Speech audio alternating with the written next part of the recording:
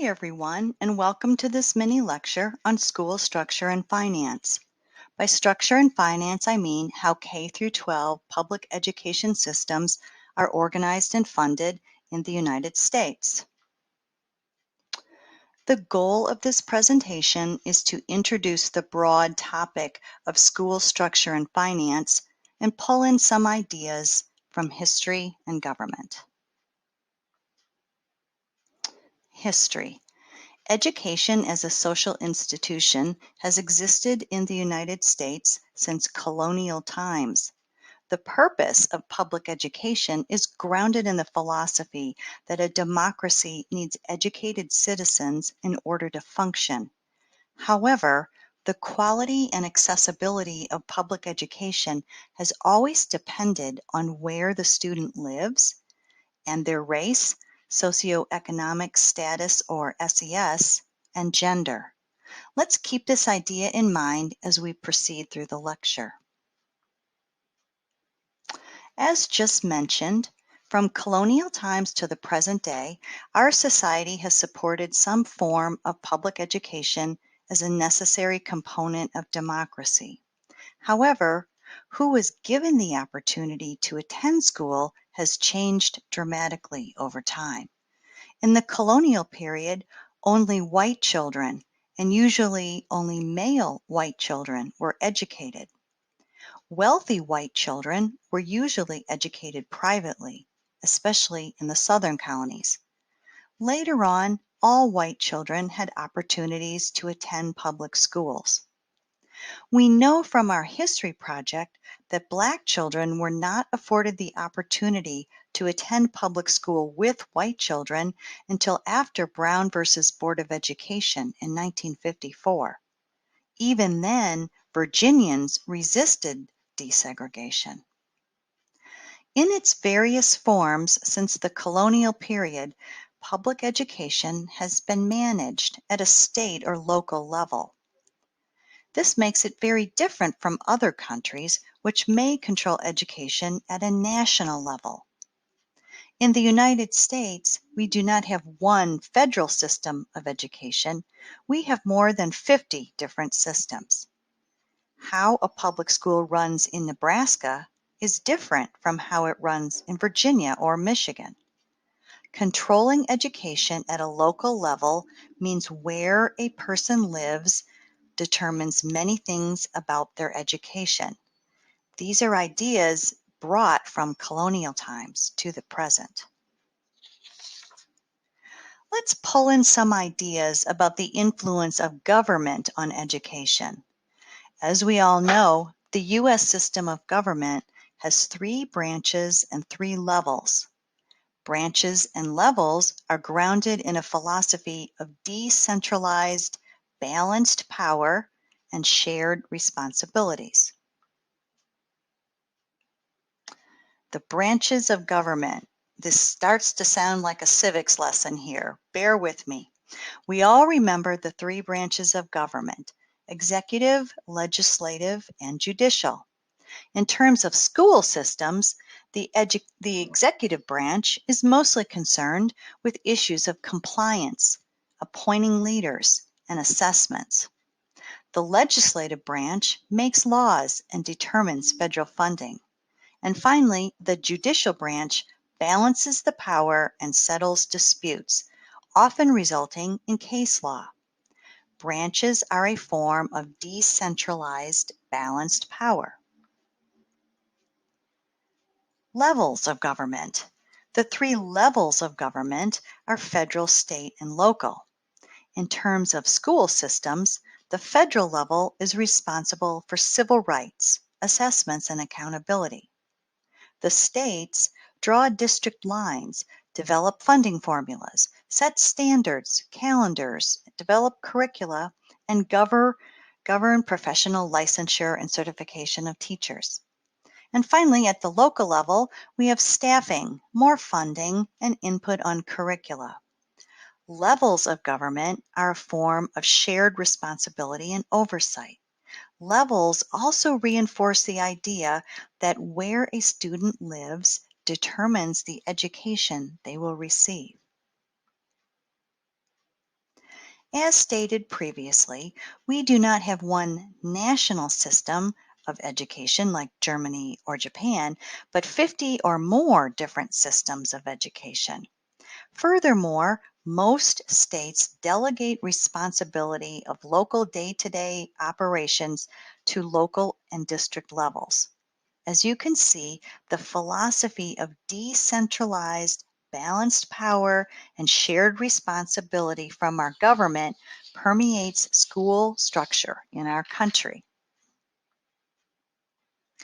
Let's look at the levels of school structure in this slide.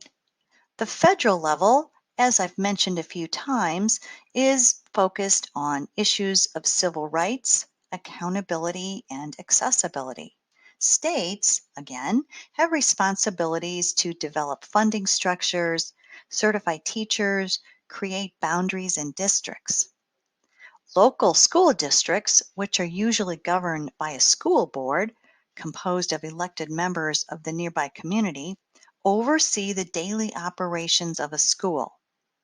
The school district is usually run by a superintendent who is accountable to the school board. Within the local school district, we have our many schools, elementary, middle, high, and even some specialty schools. All of the schools usually coordinate through a central office. So once again, I hope you can see the connection between the underlying philosophy of decentralized, balanced power and shared responsibilities from government permeating our school system structure. Let's connect this idea again to the idea of where a student lives determines many things about the education they will receive. Finance. Let's take a look at finance and how history, government, and school structure connect.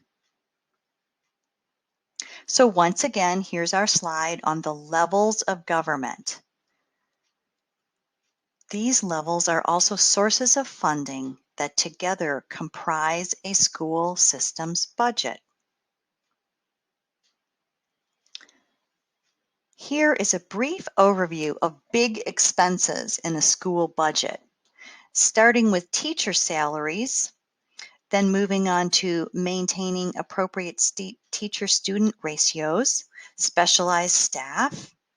Under support services, we have transportation and food. Instruction has costs of materials, computers and technology, and materials for special programs. Administration and capital expenses include the cost of building and running the schools themselves. And then we have the cost of assessments, which often mean schools need to buy special computers, the tests themselves, and pay for staffing to administer the tests. Let's take a moment to view this slide on the percent of funding that comes from the different levels. The x-axis along the bottom depicts the school years, beginning in the corner with school year 1970-71, following along on the bottom to the right to school year 2014-15. And the y-axis depicts the percent of funding. We can see the percent of funding by the three levels of government: federal, state, and local. We can see in this chart that the national average percent of funding from each source dating back to 1970. Federal funding, starting at the bottom, looks to be about 10%. And if you can see my cursor and the first arrow, federal funding comprises about 10% of a school's budget. Next, we have state funding, represented by this larger dashed line. States contribute about 40 to 45% of a school district's total budget. And finally, we have the local government. The local government contributes somewhere between 50 to 40% of the total budget. What I want you to take away from this is that the smallest contributor is the federal government, and the largest contributors to local school districts are state and local governments. So once again, this is tying into the idea that the quality and the kind of education a student receives very much depends on where they live.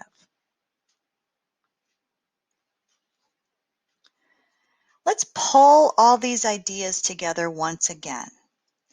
Public education is influenced by a complex history when who was afforded the opportunity of an education was determined by their race, the location where they lived, and the socioeconomic status of their family, as well as their gender. While access to education has improved over time, we know that Brown versus Board of Education in 1954 was not that long ago, and issues of access have still not been resolved. A student's race continues to matter in terms of the quality of public education they receive. We know our government has been a big influence on school structure, beginning with the philosophy of decentralized, balanced power and shared responsibilities. School systems in our country are decentralized, meaning it's not one federal system, but 50 plus different systems. School systems are funded by the different levels of government. The school structure is complex with many layers, and as a system, it works to preserve itself.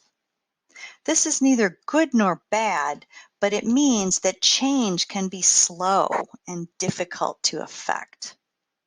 There are positive and negative aspects of being decentralized and run at a local level, and from receiving funds from federal, state, and local sources.